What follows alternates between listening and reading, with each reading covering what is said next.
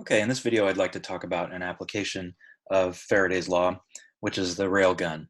Um, Full disclaimer, I'm not teaching anyone how to build a railgun, nor do I think that this example is exactly how railguns are constructed in reality. From the reading that I've done, this is not the way that they are actually built. However, this situation reproduces the same kind of phenomenon, and moreover, it's a really good sample application of the physics that we've been learning in this chapter. So the basic setup is that I have this bar of length h and an electrical resistance R that's sitting on these parallel rails. We're assuming that the rails have no electrical resistance of their own and no negligible friction. And then these two rails are connected by a wire that also has no resistance. So what we've done is we've created a rectangular circuit here. These are all conductors, where the resistance, total resistance of this circuit is R, because these three pieces don't contribute. So the total resistance is R. Now there's a magnetic field that is coming out of the page, which is produced by some external source, which is not shown in the diagram. And what we're going to do is we're going to give this copper bar a little start. We're going to give it a little push. And we're going to see what happens as soon as we remove our hand from pushing it, okay? As soon as we stop pushing it, we're going to see what happens to it. And so we're going to call that time t equals 0. So t equals 0 is the moment that we release the bar after giving it a push. And then the other thing is that this magnetic field is not constant, it's changing with time, okay? So it's changing according to this, which is the equation for a straight line. This is the y-intercept, b naught, big B naught, and little b is the slope. And since little b is positive, then this magnetic field is increasing with time. All right, so part A is that there is a changing flux here due to the fact that the magnetic field is changing. Okay, so what's happening to the flux? As the magnetic field increases, then the flux through this rectangle is also increasing. We're going to use this formula for the magnetic flux. Phi equals the magnetic field times the area, which is what our magnetic flux formula simplifies to when everything is perpendicular, meaning the magnetic field is perpendicular to the plane of the circuit, and also when the magnetic field is uniform across this area. Okay, so this is what we're going to be using for our flux. And you can see that if B is increasing with time, then clearly the flux is increasing with time. So B is out of the page and increasing, which means that the flux is increasing. And so now the question is, in what direction would the induced current flow in the rectangular circuit? Okay, so to figure that out, we can use Lenz's law. If the flux is increasing and it's out of the page, nature is going to oppose that change, electromagnetic inertia. It's going to oppose that change by creating a new magnetic field that opposes the change. So if this flux is growing, it's going to create a magnetic field that goes into the page to partially cancel this field that's coming out of the page. Okay, so we have an external magnetic field that's out of the page, but we induce a magnetic field that's into the page in order to counteract, at least in part, counteract this increasing flux. So we got that with Lenz's law. And then the next question is, well, what direction is the current in this rectangular circuit if it is induced, if it's created by this induced magnetic field? Well, the induced magnetic field is into the page, so the current that is creating it, we can find the direction using right-hand rule number 3. So I'm going to point my thumb in the direction of the magnetic field, and my fingers curl in the direction of the current. So that means that the current, the induced current, is clockwise. And we know this from right-hand rule number 3. Now the next part is that the magnetic flux is also changing due to the change in area. So let's take a look at that. if we gave this bar a push to the right, you see the V, the velocity arrow points to the right. If we gave this bar a push to the right, then the area of this rectangle is shrinking. And if the area is shrinking, and since the flux is magnetic field times area, so if area is decreasing, then that means that the flux must be decreasing. Okay, and so now we're going to use Lenz's law again. And since we have the flux, which is out of the page, right? The B field, the external B field is out of the page. If that flux is decreasing, nature is going to induce a magnetic field that's also out of the page, okay? Because if you think about it like this, it's trying to compensate for the fact that this flux is decreasing by increasing the magnetic field to increase the flux back up, okay? So that's Lenz's law. Nature is opposing this decrease by trying to boost the external magnetic field. And then we can use right-hand rule number 3 again, and we get that the current induced is clockwise. Okay, and if you look at these two results, I'm sorry, counterclockwise. I need to point my thumb out, my fingers curl counterclockwise. So if you compare these two results, you see that they oppose each other. So we effectively have a competition. Which way is the current going to go? Well, it depends. It depends on whether this magnetic field is increasing faster than the area is decreasing, or vice versa. Okay, so let's try to figure out which effect is winning, okay, or at least figure out the criteria for knowing. So I want to write down Faraday's law. The induced EMF is equal to the rate of change of the magnetic flux with a minus sign, okay, and that the induced current is going to equal this induced EMF divided by the resistance of the rectangular circuit. Okay, now phi is, as before, B times A. But now both B and A are changing, so when we take the time derivative of the flux, we have to use the product rule.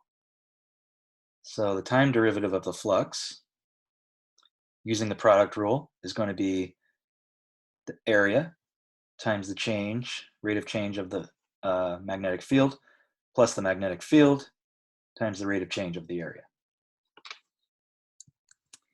Okay, so now we have a couple of derivatives that we need to solve for. And I'll start with dA dt. So what is A? It's the area of the rectangular loop. So in this case, this area of this rectangle has a height h and a length x. So its area is h times x. Okay, then what's the time derivative of the area? Well, h is not changing, because that's just the length of the bar. That's not changing. X is changing. As this thing moves to the right, x is changing. So when we take the time derivative, the h is unaffected, and we end up with dx dt times h. And what is dx dt? Dx dt is just the velocity v of the bar. So the rate of change of the area equals h times v, the length of the bar times the speed of the bar. Okay, how about dB dt? So we already saw that B is, we were given that B is B naught plus little b times t. So what's the derivative of that with respect to time? Well, this is a constant, so the derivative of that is 0. And this is b times t, so the derivative of that is just little b. Okay, so now we can plug these in back up here. And now I can write Faraday's law. I'm going to write it over here. It's the negative of this formula here that we got from taking the derivative of the flux. So it's going to be negative A times little b plus B times HV. Now this is at time t equals 0, the moment we release the bar. We're trying to figure out how much current is there in this circuit the moment we release the bar. Well, at t equals 0, what is B? T is 0, this goes away, B is just B naught. And A we'll call A naught. Okay, A at time 0, because the area is changing with respect to time 2. So this is the initial area.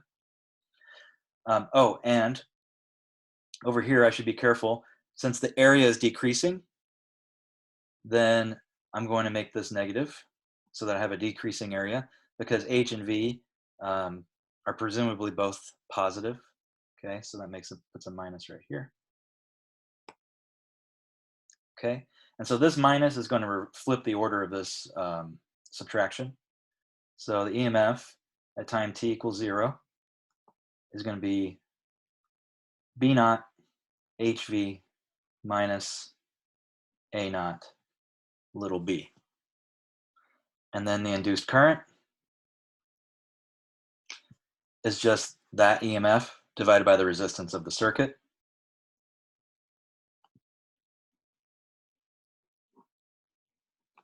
All right, and I can take the absolute value of this, but I'll leave it like this. But just remember that we really haven't figured out the direction of the induced current yet. We've just figured out the magnitude.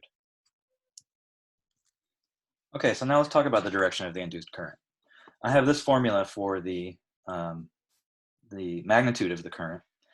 And notice that depending on what happens in the numerator here, the current might be positive or negative. So the numerator is telling us which way the current is flowing, whether it's positive or negative. So let's take a look at that.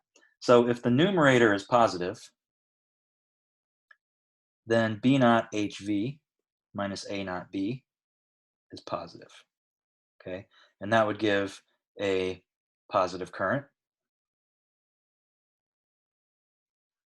All right. And if I have the opposite case, and I have a negative numerator, then that means B naught HV minus A naught B is less than 0. That would give me a negative induced current. And so what determines whether the current goes one way or the other? Well, it depends on the comparison between this quantity and this quantity. Okay, so the competing effects are, is BHV less than or greater than A naught B? So an interesting thing to notice here is that this is a constant, A naught is a constant, B naught is a constant, H is a constant. Those are all set by the scenario. And so the competition comes down to a competition between the speed of the bar versus the rate of change of the external magnetic field. So this is a competition between the area changing, right? Because V tells us how quickly the area is changing, versus how quickly the magnetic field is changing. Okay, so it depends on the relationship between V and B as to whether the current is going one way or the other. So let's suppose that it's going clockwise, which would be the case if the magnetic field were large compared to the velocity. And then the question is, will the bar speed up, slow down, or slide at a constant speed? So I'm going to redraw the scenario. Okay, so I've got this bar moving in this direction and an external field that's coming out of the page. The external field is everywhere. And the current is flowing clockwise in this loop. Okay, so there's the current. So the direction of the current when we get over here to the bar is from bottom to top.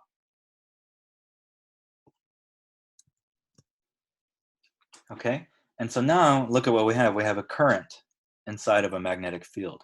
So even if V was 0, there's a magnetic force on this bar. Okay, even if V is 0. Now, we set it up so that V has an initial non-zero value, because without that initial non-zero value, we wouldn't have the current. But my point here is that independent of the speed of this bar, I have a magnetic force, and we know that it is I/L cross B for the magnetic force of a magnetic field on a current. And so what's the direction of this force? Well, we use right-hand rule number 1 whenever we encounter a cross product like this. So our fingers, in right-hand rule number 1, our fingers go with the first element, the first operand in the cross product, which is the current. So the current is going towards the top of the page. So I put my fingers towards the top of the page. My palm points in the direction of the second operand. Okay, so I have to rotate my hand so my palm is pointing out of the page since the magnetic field is pointing out of the page, but while keeping my fingers still pointing with the current.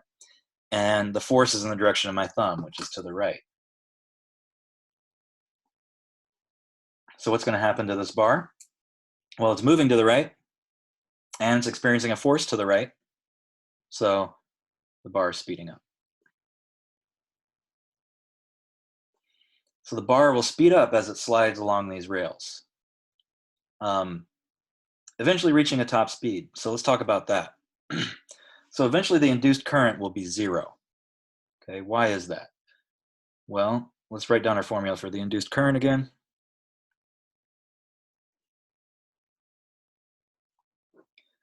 And so one case that I did not cover previously in the previous page was, what if the numerator is 0?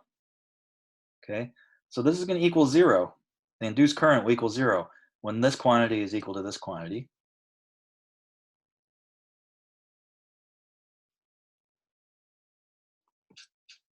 Okay, and when will that happen? Or why will it happen?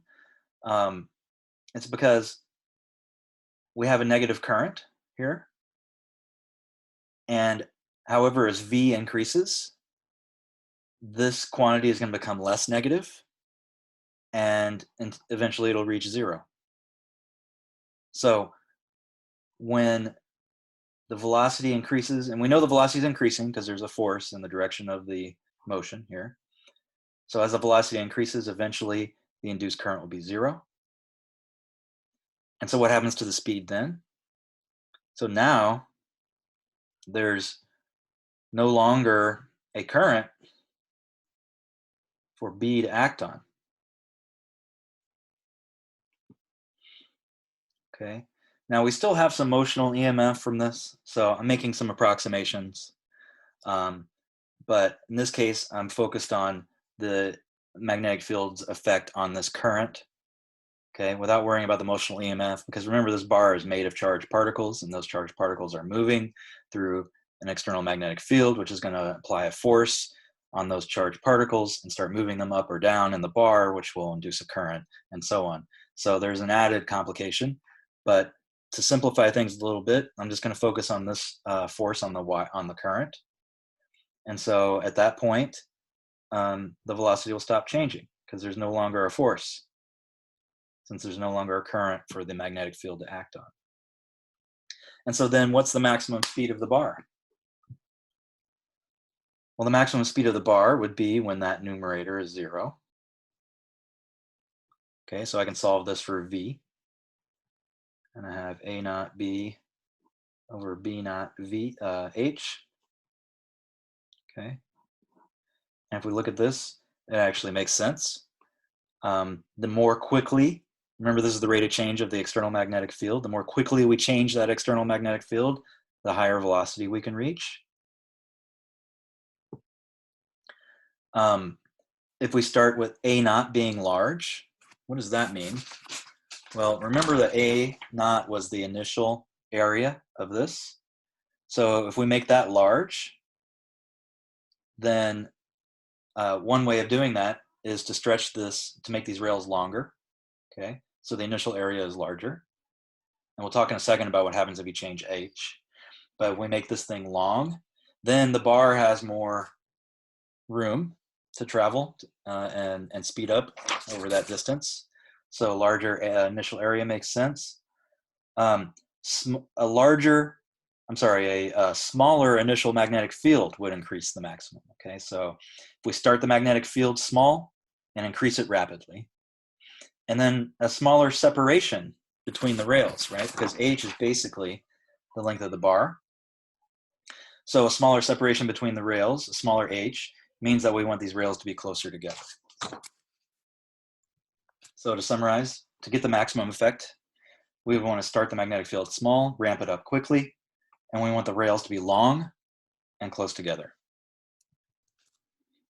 And so what happens when this bar reaches the end of this?